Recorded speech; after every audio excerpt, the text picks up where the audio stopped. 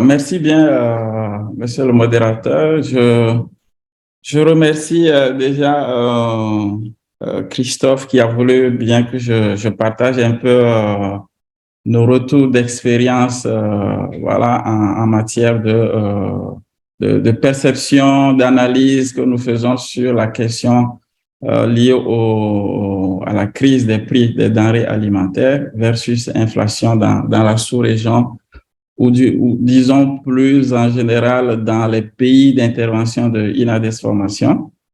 Je précise que ce que je vais présenter tout à l'heure, en tout cas, est issu d'un travail que nous avions réalisé en 2022 dans le cadre d'une analyse qu'on a voulu faire pour comprendre un peu comment cette crise-là impacte effectivement les organisations paysannes et, disons, mieux tous les systèmes alimentaires que nous connaissons en Afrique pour formuler, in fine, quelques recommandations à l'endroit des OP aussi, mais également des politiques. Alors, INADES Formation, pour ceux qui ne connaissent pas véritablement INADES Formation, nous sommes dans 10 pays en Afrique, dont 3 pays anglophones. Donc, je vais bien citer le Rwanda, le Kenya et la Tanzanie. Pour ce qui est de l'Afrique de l'Ouest, nous sommes au Burkina Faso, en Côte d'Ivoire et au Togo. En Afrique centrale aussi, nous sommes au Cameroun, en RD Congo. Et puis, bon, dans la région du Grand Lac versus Afrique centrale, il y a également le Tchad. Et puis, il y a un dernier pays en Afrique de l'Est, le Burundi. Donc, c'est un peu notre réseau. Pour cet exercice qui rentre bien évidemment dans les clous du sujet qui fait objet de discussion aujourd'hui, nous avons travaillé en tenant compte de certaines questions qui ont été formulées par les organisateurs. Donc, la toute première question, c'est comment l'inflation se manifeste concrètement et est perçue par les populations. Donc, ça, c'est la question qui est posée de manière simpliste. On pose la question et on apporte quelques éléments de réponse. Alors, comment ça se passe ici dans les pays? Il faut remarquer que cette inflation se manifeste par une augmentation généralisée des prix des biens et services. Donc, quand je parle de biens, donc il y a tout ce qui est intrants agricoles. Il y a la présentation précédente qui en a suffisamment parlé. Donc, tout ce qui est aliments, vêtements, produits pétroliers, services en ce qui concerne surtout les questions de transport, santé, logement, électricité, et versus la baisse du pouvoir d'achat, c'est-à-dire que quand on regarde le panier de la ménagère, on se rend compte que le pouvoir d'achat des ménages est faible par rapport au prix des denrées sur le marché. Donc, ils ont moins de capacité à s'offrir ces biens et services-là. Et donc, en tout cas, face à cette situation qui est due au fait qu'il y a une hausse des coûts de production et de la demande, il y a eu des réactions qui ont été, disons, prises.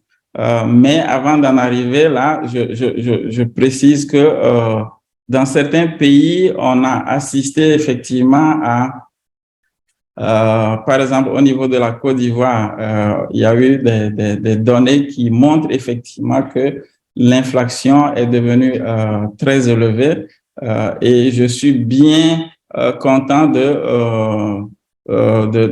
du fait qu'on mentionne l'intérêt ou bien l'analyse qui fait ressortir l'inflation ou bien ces crises-là en amont de la crise russo-ukrainienne, parce que cette inflation, en fait, a démarré depuis un peu la crise sanitaire. Et puis, c'est bien vrai que la crise russo-ukrainienne a accéléré un peu ou bien a accru un peu cette inflation, mais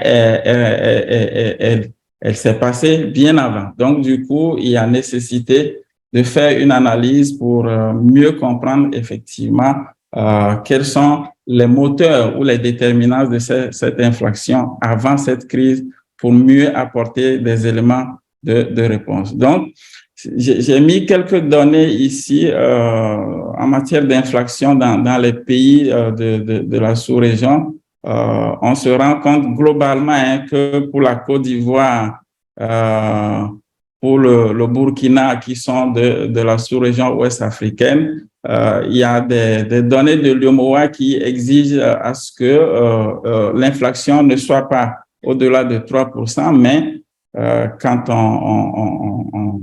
on fait l'analyse, on se rend compte que au niveau de la Côte d'Ivoire, déjà, on est au-delà de ce seuil communautaire-là, donc 5,3%, alors qu'au niveau du Burkina, c'est passé à 14,1% à fin décembre. Donc, c'est très élevé et je pense que ça nous interpelle. Les populations perçoivent cette inflation par le fait qu'il y a un manque de responsabilité des gouvernants qui n'arrivent pas à assurer la régulation et le contrôle des prix de ces denrées de grande consommation et des autres produits. Et elle pense également que cette situation de prix élevé est imputée ou bien imputable aux commerçants qui ne se conforment pas aux différentes réglementations fixées par, en tout cas, les États. Et puis, il y a un dernier aspect qui est ressorti, c'est la faiblesse des productions nationales par rapport aux productions importées. Donc, ça, c'est un peu la perception des populations face à la situation qu'elles vivent. Donc, c'est assez intéressant de le souligner. Voilà. Ici, cette image présente en fait quelques produits importés dont la situation, effectivement, sur nos marchés est tellement significative. Donc, c'est une analyse que nous apporte SICA Finance, qui est une référence économique en Afrique de l'Ouest en matière d'analyse des denrées et de consommation. Quelles sont les causes de cette inflation et quelles en sont les conséquences? Voilà. Donc, par rapport aux causes, je l'ai souligné tout à l'heure, effectivement, et comme la présentation précédente l'a aussi bien mentionné, il y a, au-delà du fait que l'autorité de l'État est mise en mal, il est révélé quand même une diminution des matières premières, et c'est l'exemple effectivement de tout ce qui est intrants agricoles qui entrent dans la production. Il y a également aussi cette question de crise énergétique. Ça aussi, c'est quelque chose d'important à souligner versus crise climatique. Et puis, il faut également mentionner aussi les crises sécuritaires donc dans les régions, parce que c'est aussi un élément à prendre en compte dans cette question d'accroissement des prix au niveau des denrées alimentaires. Il y a également une insuffisance de la production locale face à la demande, ça c'est bien dit. Et puis, les gens pensent effectivement qu'on assiste à un accroissement de la pauvreté, du fait que la richesse n'est pas suffisamment répartie pour que ça serve à tout le monde et à la population qui s'accroît. Aussi, c'est quelque chose qui est ressorti et qui nous a également interpellés. Il faut qu'on approfondisse effectivement en termes d'accroissement de la pauvreté. Les gens pensent que c'est effectivement cette pauvreté monétaire, c'est-à-dire le fait que les gens n'ont pas suffisamment de monnaie pour acheter les biens dont ils ont besoin pour survivre. Donc ça aussi, c'est important. Quels sont les impacts pour les différents acteurs des systèmes alimentaires? Le tout premier impact, c'est la baisse des capacités de production, ça c'est clair. Donc, réduction des superficies emblavées, en lien bien évidemment avec la cherté de la main-d'œuvre et de tout ce qui est travail du sol. Acquisition effectivement des intrants, les prix étant élevés, donc les gens n'ont pas suffisamment de moyens pour acquérir ces intrants-là. Et aussi cette baisse de capacité à transformer. Voilà, il y en a qui ont arrêté même leur activité, donc c'est assez évocateur. Il y a eu de l'endettement de certains acteurs économiques parce que des gens qui ont eu à se faire des crédits auprès de banques, auprès des structures de microfinance et qui aujourd'hui se trouvent dans une situation d'incapacité à produire, à vendre pour payer ou rembourser les crédits. Donc, ça aussi, c'est quelque chose qui est ressorti. La faible capacité de consommation, voilà, donc les consommateurs, je l'ai dit tout à l'heure, le panier de la ménagère n'est plus bien renfloué. Le consommateur qui n'a pas suffisamment de moyens pour acquérir ses biens, donc du coup, il y a quelques difficultés des ménages à apporter véritablement des services, notamment l'éducation, notamment la santé. Donc, quand les enfants tombent malades, quand les enfants doivent se rendre à l'école. Donc, il y a eu quelques soucis qui nous est revenu du terrain. Les populations ont du mal à s'offrir les repas quotidiens. C'est déjà dit. Donc, on assiste déjà à une certaine insécurité alimentaire. Donc, du coup, il faut effectivement que les gens réagissent rapidement face à cette situation en matière d'adaptation. Il y a eu une mévente liée à la baisse du pouvoir d'achat et puis ce qu'il faut mentionner également, c'est l'accroissement de l'insécurité dans les pays, surtout dans les grandes villes. Donc, on assiste à une insécurité qui grandit, à du banditisme et puis, bon, du point de vue social, des gens doivent survivre. Il y a le cas du Togo, de la Côte d'Ivoire et puis du Burkina qui est en tout cas revenu. La question de la prostitution, surtout des jeunes filles qui doivent en tout cas trouver un emploi pour se payer de quoi vivre. Donc ça, c'est des éléments aussi qui sont très, très forts en termes d'analyse. L'inflation a-t-elle eu des conséquences sur vos organisations? Oui. Au niveau de INADES, il y a eu des impacts liés à l'exécution des projets, bien évidemment, en termes de planification budgétaire. Il y a eu un rééquilibrage et le recalibrage de certaines activités. Voilà, donc on est dans des partenariats avec des budgets qui sont bien précis, avec des activités qui sont clairement définies. On se retrouve dans des situations où les prix des services ont accru drastiquement dans certains pays. Voilà, donc du coup, on est face à une situation difficile où on ne peut pas, bien évidemment, réaliser toutes les activités parce que l'enveloppe n'a pas été modifiée. Donc, on est parti à des négociations avec les partenaires, hein, surtout que on a parfois des difficultés à justifier certaines lignes, surtout dans le cas des missions ou les hébergements, la restauration, le transport carburant. Ces prix sont élevés, donc du coup, on a été amené à rediscuter avec des partenaires et à recalibrer effectivement certains budgets par rapport à certaines activités pour rester dans les clous de la Convention. Il faut également noter que on a assisté à la cherté de coûts des prestations de services et de l'emploi, c'est-à-dire que du fait que comment dirais-je, les prix ont flambé, les gens veulent effectivement, comment dirais-je, capitaliser un peu les pertes qu'ils ont vécues. Donc, du coup, on essaie de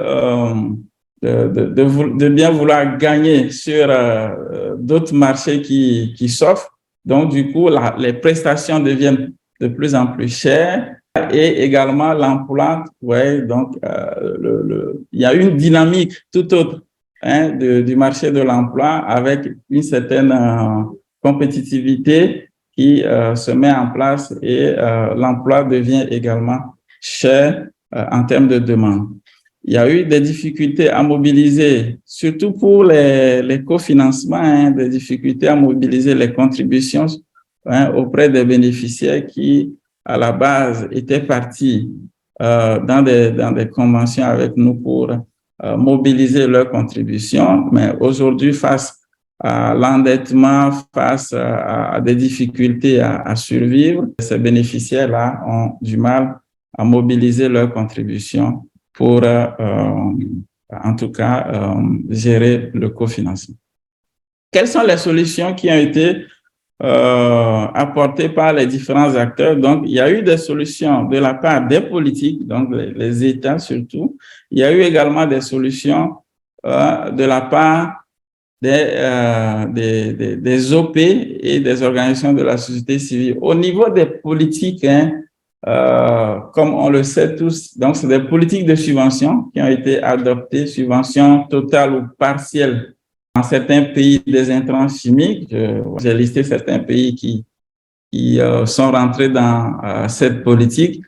Il y a eu également des politiques de subvention de certaines denrées de première nécessité et même des produits pétroliers avec des plafonnements de prix. La promotion de semences améliorées, ça c'est pour le cas du Togo spécifiquement, et puis le développement de certaines plateformes industrielles pour booster un peu l'économie locale. Voilà. Il y a eu également des politiques de production interne de semences et de fertilisation et de fertilisants et pesticides avec la création d'agences nationales de gestion de stocks de sécurité alimentaire, surtout pour le cas du Rwanda. Donc, cette agence a été créée pour effectivement travailler à développer un système de stockage des produits alimentaires pour, en fait, à un moment donné, les remettre sur le marché à des prix assez intéressants pour les communautés, donc pour garantir une certaine sécurité alimentaire dans le pays. D'autres ont opté à des stratégies de régulation et de contrôle de prix sur les marchés urbains et les surfaces commerciales avec des fixations de mesures, disons, de mesures quant à la demande d'autorisation à exporter des produits, de certains produits du territoire. Il y a eu le cas de la Côte d'Ivoire où effectivement l'État a dit vous ne pouvez plus exporter certains produits locaux. Voilà. Je pense qu'il y a le cas du manioc, évocateur. Donc, vous ne pouvez plus exporter tant que vous n'avez pas reçu une autorisation spéciale pendant cette période de crise. Il y a eu de la détaxation versus réduction de taxes de certaines taxes douanières et d'exonération de la TVA sur certains intrants et équipements agricoles et bien évidemment aussi des produits de grande consommation. Certains pays ont pris soin aussi d'augmenter les salaires des employés, des travailleurs et le SMIG. Il y a le cas du Togo et du Kenya. Par contre, au niveau des organisations paysannes, il y a eu des stratégies tournées vers des intrants agroécologiques, donc production-utilisation dans les filières agricoles moins gourmandes en intrants chimiques, la restriction des besoins de population dans les secteurs qui sont les plus touchés, plus de ruée sur les aliments locaux. Ça, c'est aussi une stratégie que les populations ont adoptée. Donc, également, on a assisté à, disons, un exode urbain, c'est-à-dire des gens qui quittent plutôt la ville pour les milieux ruraux parce que le coût de la ville est devenu assez cher, donc en termes de logement, tout ça. Et pour la Côte d'Ivoire particulièrement, ça c'est un exemple typique. On a assisté à ça. Les jeunes ont quitté beaucoup plus le milieu urbain pour le milieu rural. Ça c'est assez évocateur. Il y a eu également l'utilisation de moyens de transport moins consommateurs de carburant et une ruée vers des moyens de base, notamment des chariots, les ânes dans certains pays, surtout le Sahel. Pour le Burundi particulièrement, il y a eu un travail au niveau de la banque pour, en tout cas, déterminer un nouveau système de taux de change des devises pour faciliter effectivement, en tout cas, une certaine massification de la monnaie au niveau des ménages.